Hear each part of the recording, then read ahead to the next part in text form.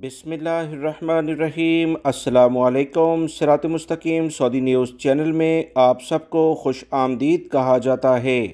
आज 7 जून 2022 से सऊदी वज़ारत सेहत की जानिब से कोरोना से मुतल्लिका जो ताज़ा तरीन रिपोर्ट जारी की जाती है उसकी तफसीलात कुछ यूँ हैं कि सऊदी वज़ारत सेहत ने कहा कि पिछले 24 घंटों के दौरान सऊदी अरब में 3 अफराद का कोरोना की वजह से इंतकाल हो चुका है।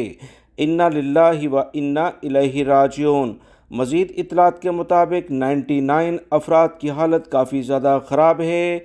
इनके लिए ख़ुसूसी तौर पर दुआ की जाए। 636 अफराद कोरोना से सेहतियाब भी हुए हैं। सऊदी वज़ारत सेहत की मज़ीद तफसीलात के मुताबिक 952 यानी 952 अफराद कोरोना का शिकार पिछले 24 घंटों के दौरान सऊदी अरब में हो चुके हैं। कोरोना के केसेस आज भी 1000 के करीब आए हैं, जो कि इंतहाई अफसोस की बात है। तमाम लोग एहतियाती तदाबीर पर अमल करें ताकि कोरोना के केसेस में कमी आ सके। वीडियो लाइक करके शेयर भी कीजिएगा। अस्सलामु अलैकुम।